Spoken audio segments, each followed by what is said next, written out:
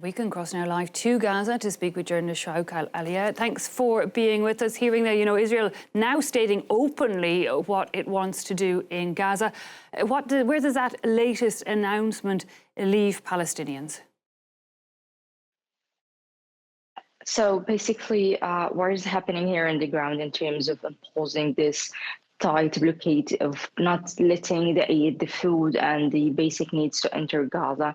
It's just a mean to implement this this evacuation or this step by the Israeli army. This is the first time that the army is imposing such tight siege and not letting things to enter Gaza, and we are seeing how the famine is hitting severely on the ground, and this is such such a huge step in terms of making a progress in this area of moving the Gazans from the north to the southern part of Gaza.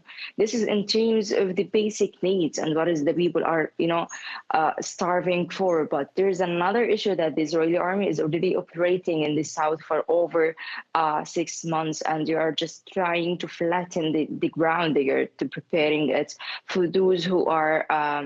They are according to the army, they are intention to get them moved to the south. And according to the army, they say that not everyone will be allowed to go to the southern part of the Gaza Strip. It depends basically on the there is that technique of choosing the people, and those who are going to the south will be accessible to the aid. And unfortunately, that the army is using food and medical supplies as a kind or a mean of pressure on people, to put more pressure on people to seek actually the movement from the north to the south, to the far south of the Gaza Strip, which is the area that is just connecting Rafah, which is in the far south of the Gaza Strip, and Khan Yunis, which is just close to the Rafah. Basically, Rafah area or Rafah city is a total mass destruction area, and it's been almost occupied there for almost 1 year.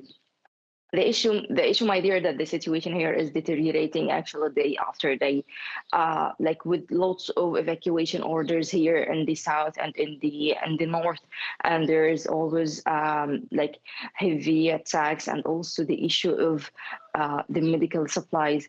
Like hospitals are alarming that there will be a disaster in terms of running out of fuel. That they are just running out of fuel. The World Food Program, which is the basic organization that is just providing and serving the Gazans with the flour and the basic food, it actually stopped its operation here because of seizing its own storage. And it's really seen, like most of organizations, those who are working in the humanitarian side, they are running out of what left of food, or the food parcels, the supplies, the flour, and all of this stuff.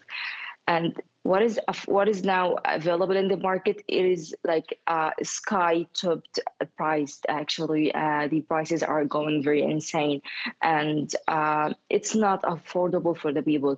Because of the war, 90% of the people have lost their source of income, because regularly the Gazans are relying on the daily rate and such kind of work, but now they are not actually able to secure or afford their basic needs. So the issue that the Gazans are facing many means basically of the war. It's not about attacks. It's also about that war of securing your basic needs. And I'm one of the society, and it took me a while to find vegetables, and if I got it, it's super expensive. And those who are working, they are recognized in society as a lucky people, that they can somehow purchase that kind of food.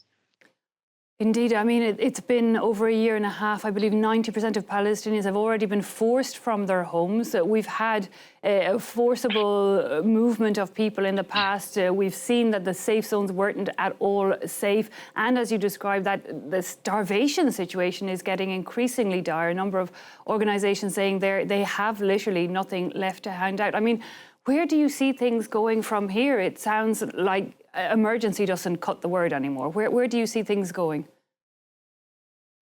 Well, basically, if Israeli went through these steps, that they will unfortunately let the Gazans to move forcibly or intentionally to the south to seek food for their children. Otherwise, so far, according to the Ministry of Health, 56 kids have been died because of malnutrition, and there are almost 65,000 children are subjected to that severe malnutrition. So the issue here that somehow going in such a steps, basically imposing this tight siege on people, this might lead people to go to the south to seek this let me say this food. Yeah, the vital necessity, having no choice but to try and get to the south and try and get those vital necessities. I mean, the US President Donald Trump is expected in the region next week. The international community has seen the images, they've heard the stories from Gaza. Do you think the United States might be able or willing or going to change anything in the situation there? Well, all of us is waiting for the visit of Trump recently, and we believe that this visit might, make make a pressure in terms of the negotiations, and according to the news, it is somehow optimistic that this visit will be the lifesaver, the lifesaver for us here in Gaza, and we have seen that Hamas and which is the Palestinian movement and Israel, they showed somehow a flexibility in terms of the agreement terms here in Gaza. So we are expecting this visit of Trump to the region might be the ticket out of all of this. So we are somehow optimistic in this regard. Okay, well, let's hope things change for the better. Shrouq al-Aila, thanks so much for taking time out and speaking to us here. Shrouq al-Aila there in Gaza reporting for us.